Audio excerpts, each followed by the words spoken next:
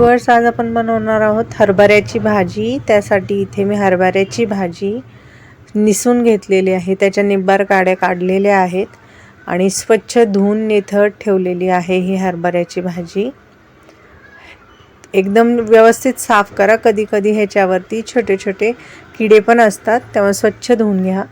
इथे मी जाडसर शेंगदाण्याचा कूट केलेला आहे, ओबडधोबड कुटून घेतलेले आहेत भाजलेले शेंगदाणे, एक छोटी वाटी। 7 ते 8 हिरव्या मिरच्या आणि 7 ते 8 लसूण पाकळ्या मी जाडसर कुटून घेतलेल्या आहेत। तुम्ही मिक्सरलाही वाटू शकता।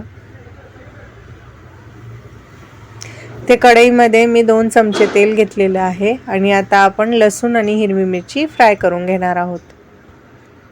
तर आपल्याला व्यवस्थित फ्राय करायची आहे लसूण आणि हिरवी मिरची। जास्त करपून देऊ नका, व्यवस्थित फ्राय करून घ्या।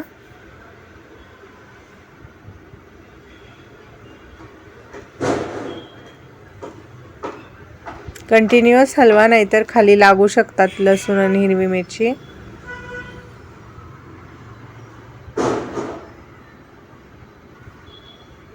लसूण हिरवी मिरची फ्राय झाली की आपण ह्याच्यात भाजी टाकणार आहे।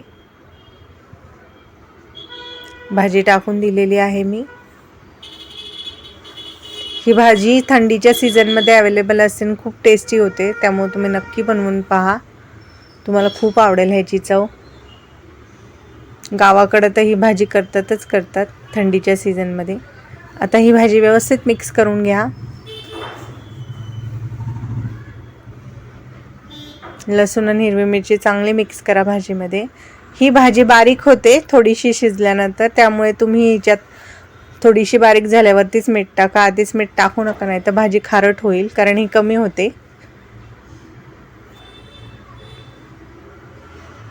व्यवस्थित परतून घ्या।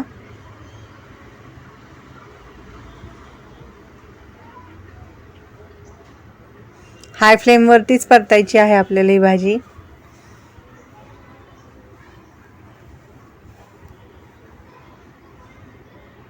हे पहा, भाजी परतून झालेली आहे आपली।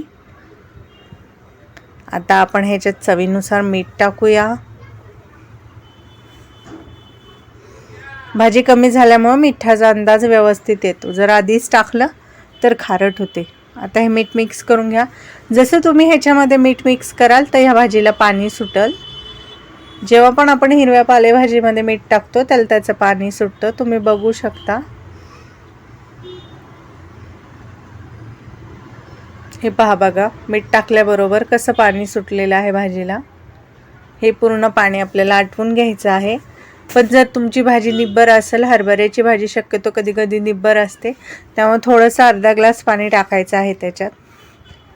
जर तुम्हाला असं वाटलं की पाणी पुरेसं नाही, इथे मी अर्धा ग्लास पाणी टाकलेलं आहे, कारण भाजीमध्ये जास्त पाणी सुटलं नाही, त्यामुळे भाजी शिजण्यासाठी मी अर्धा ग्लास पाणी टाकलेलं आहे। हे पाणी आपल्याला आटवून घ्यायचं आहे हाय फ्लेमवरती। लो करू नका, नाहीतर भाजीचा रंग खराब होईल आणि भाजी शिजल्यावर चांगली लागणार नाही, त्यामुळे हाय फ्लेमवरतीच हे पाणी आटवून घ्या। अर्धा ग्लास पाणी टाकलेलं आहे मी। हे पहा, पाणी पूर्णपणे आटलेलं आहे आपलं।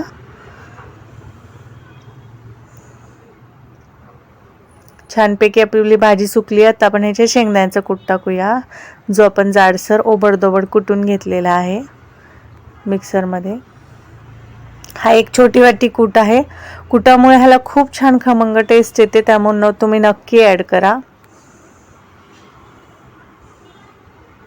आता हा कूट आपण पूर्ण भाजीमध्ये मिक्स करून घेणार आहोत। गॅसची फ्लेम आपल्याला ऑफ